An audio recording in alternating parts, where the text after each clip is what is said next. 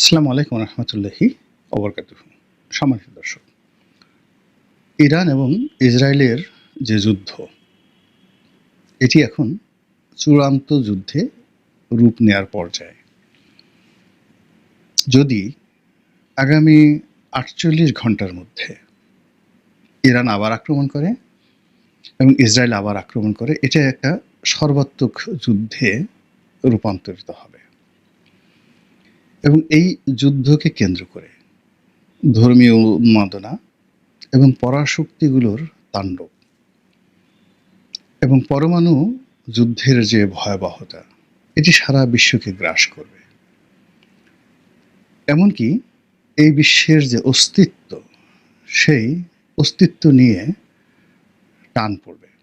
এবং আমরা যদি আবার সেই প্রাগৈতিহাসিক যুগে ফিরে যাই, সেটা অস্বাভাবিক কিছু নয়।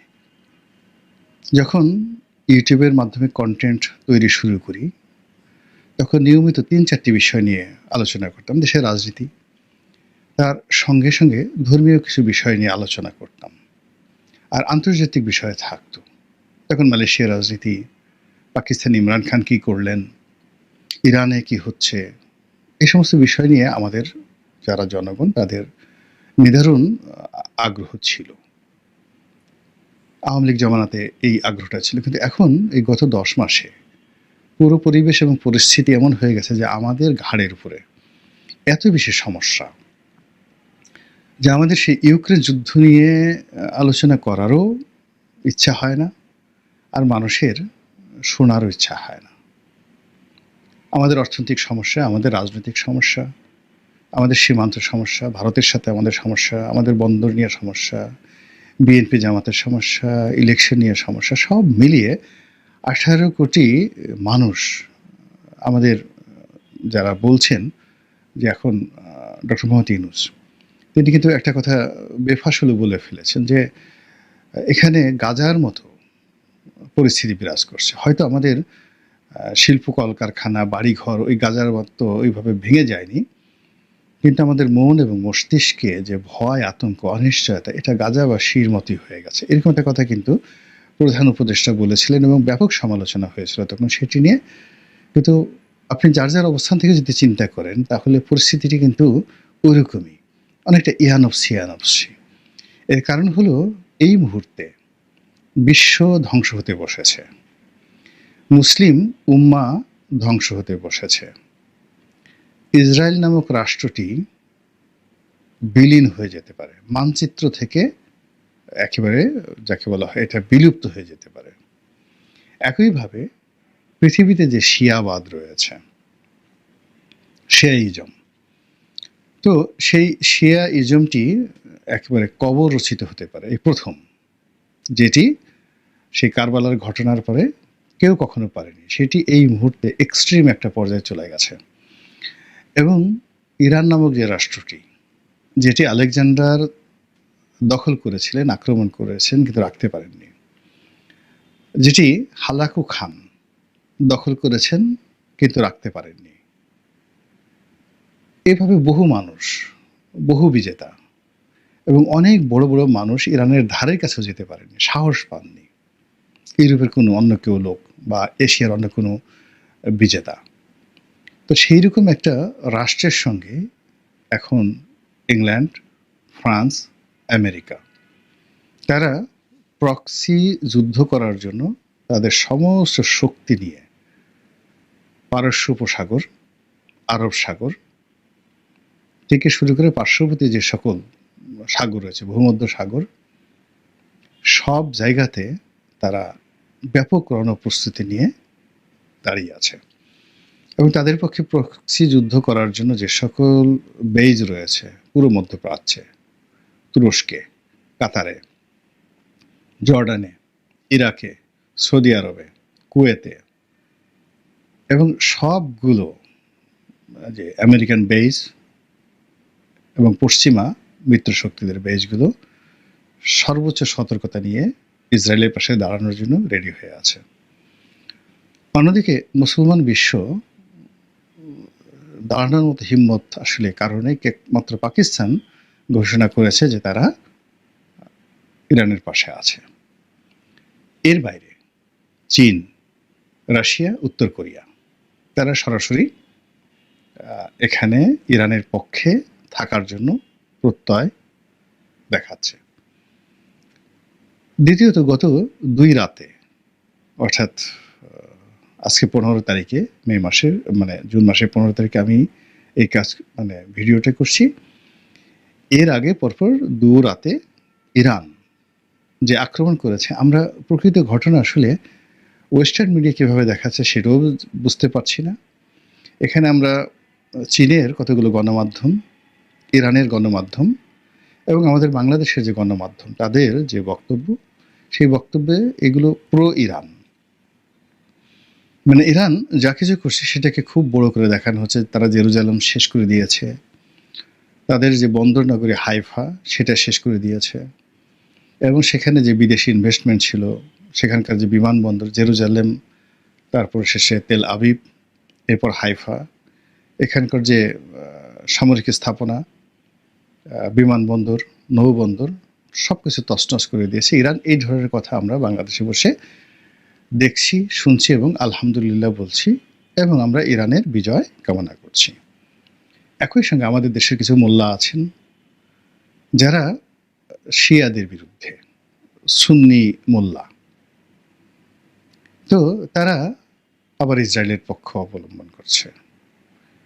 তারা বলার চেষ্টা করছে যে এখানে ইসরায়েলের কোনো দোষ নেই, এই পুরো যে অপকর্মটি শিয়া নেতৃত্বের কারণেই হচ্ছে, এবং তাদের প্রতি আল্লাহর গজব, তারা এই কাজ করেছে। এই ধরনের বক্তব্য কিন্তু আমাদের বাংলাদেশে বসে দেয়া হচ্ছে।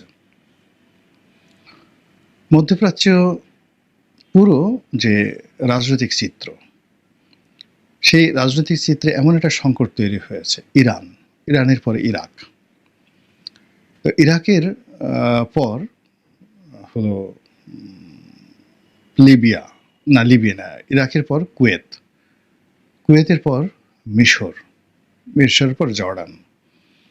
এই কয়টি দেশে এই যুদ্ধের ফলে এই সকল রাষ্ট্রের মানচিত্র বদল হওয়ার মতো উপায় হয়ে গেছে। এর কারণ হলো এখানে এরা সবাই আমেরিকার টাকায় চলে, আমেরিকার তাবেদার, ডাইরেক্ট, সরাসরি।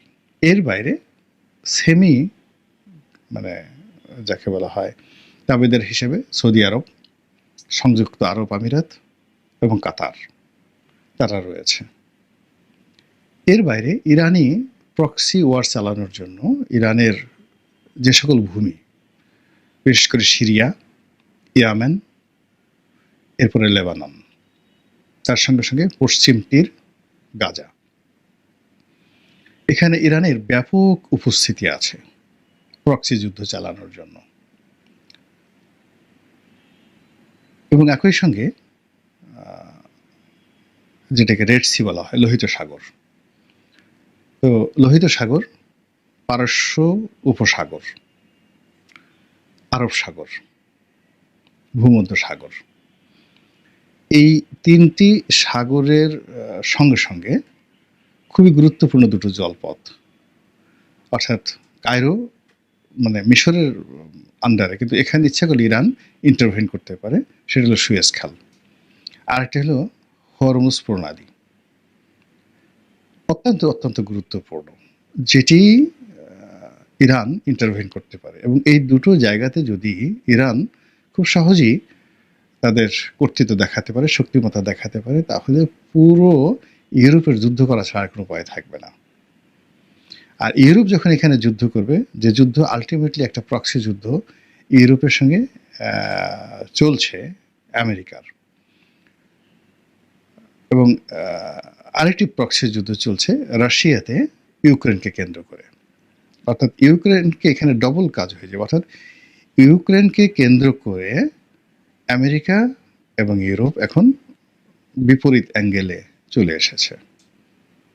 আবার মধ্যপ্রাচ্যের ইসরায়েলকে কেন্দ্র করে ইউরোপ এবং আমেরিকা এখন একই বৃত্তে, একই প্ল্যাটফর্মে কাজ করার চেষ্টা করছে। আর এর ফলে কি হলো, রাশিয়া এবং ইউক্রেনের মধ্যে যে সমস্যা রয়েছে, সেই সমস্যাটা দেখবেন যে অটোমেটিক সমাধান হয়ে পুরো ইউক্রেন এবং রাশিয়া ইরানের পক্ষে চলে আসতে বাধ্য হবে। এই যে একটা রাজনৈতিক টারমাইল, একটা যুদ্ধ পরিস্থিতি, একটা কমপ্লেক্স পরিস্থিতি। আমি এটা ২য় বিশ্বযুদ্ধ বা ১ম বিশ্বযুদ্ধ ঠিক এতটা ব্যাপক দেখিনি। এবং এই যুদ্ধের যে উত্তাপ, এটা ইজিলি চীন, Bharat, Singapore, Indonesia, Malaysia, Pakistan, Bangladesh, আমরাও এর থেকে রক্ষা পাব না। যেটা ২য় বিশ্বযুদ্ধে, ১ম বিশ্বযুদ্ধে এই ঘটনা ঘটেনি, খুব সীমিত আকারে। ১ম মহাযুদ্ধের তাপ তো এদিকে আসেই নেই, খুব অল্প। এখান থেকে লোকজন যুদ্ধ করতে গেছে, কাজী নজরুল থেকে শুরু করে অনেকেই ওই ফ্রন্টে যুদ্ধ করে গেছেন। অনেকে তুরস্কের পক্ষে, অনেকে ইংরেজদের পক্ষে।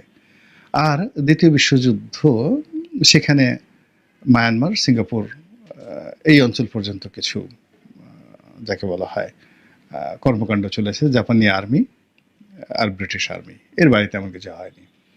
যা হোক, কিন্তু এইবার যদি এই যুদ্ধটা শুরু হয়ে যায় ব্যাপক আকারে, জাস্ট ১৫ দিনের মধ্যে আমাদের এই পাক ভারত উপমহাদেশের পুরো যে ক্ষোভ বিক্ষোভ যুদ্ধ, এটি মারাত্মক আকার ধারণ করবে। এবং ২০২৬ আমাদের জন্য দুর্ভিক্ষ, আমাদের জন্য দুর্ভাগ্য, এরকম নানা রকম আশঙ্কা কিন্তু আমাদেরকে তাড়া করছে, প্রাকৃতিক দুর্যোগ থেকে সবকিছু। তো এরই মধ্যে যারা ধর্মবিশ্বাসী, তাদের মধ্যে দুটো গ্রুপ আছে, যারা ইহুদি জাতি। তা আমরা যেভাবে দাজ্জালকে মনে করি যে আমাদের শত্রু, মুসলমানদের শত্রু, পৃথিবীর শত্রু, একচোখা দাজ্জাল, কিন্তু ইসরায়েলিরা বা ইহুদিরা মনে করে দাজ্জাল তাদের ত্রাণকর্তা। দাজ্জালের অধীনে তারা পৃথিবীতে একটা সাম্রাজ্য প্রতিষ্ঠা করবে। এবং এরকম একটা যুদ্ধ এখন যে ওয়ারটা চলছে, সেই ওয়ারে যদি ইরানের পরাজয় ঘটে এবং ইসরায়েলের প্রভুত্ব প্রতিষ্ঠিত হয়ে যায়, তাহলে আরো অনেক দিন পর্যন্ত দাজ্জালের রাজত্ব এই পৃথিবীকে কাঁপাবে, যেভাবে আল্লাহ রাসূল সাল্লাল্লাহু আলাইহি সাল্লাম বলে গেছেন। ইসরায়েলের হুকুমের বাইরে, কথার বাইরে কেউ যেতে পারবে না। এবং দাজ্জাল সম্পর্কে যে সকল কাল্পনিক কথাবার্তা বা যে ধরনের মিথ আর ম্যাথোলজি চালু রয়েছে, সে মানুষের চেহারা দেখে, মুখ দেখে তার মনের কথা বলে দিবে। আচ্ছা, এখন চিন্তা করেন আমাদের যে আর্টিফিশিয়াল ইন্টেলিজেন্স, এই আর্টিফিশিয়াল ইন্টেলিজেন্স কিংবা ধরেন ইসরায়েলের তৈরি ফেসবুক কিংবা অন্যান্য যে সকল এআই প্রযুক্তি রয়েছে, সে তো আপনার মুখ দেখে, আপনি মোবাইলে পাশে রাখেন, আপনার শব্দ শুনে, আপনার মুখ দেখে সঙ্গে সঙ্গে বলতে পারে আপনি কি চান। আপনি কি ইসলামিক ওয়াজ শুনতে চান না পর্নো ভিডিও চান, আপনি কোন ধরনের বিজ্ঞাপন চান, আপনি কি চান, সব আপনার সামনে হাজির করে দিচ্ছে। তো এটা কি দাজ্জাল নয়? দাজ্জাল তো এসে গেছে।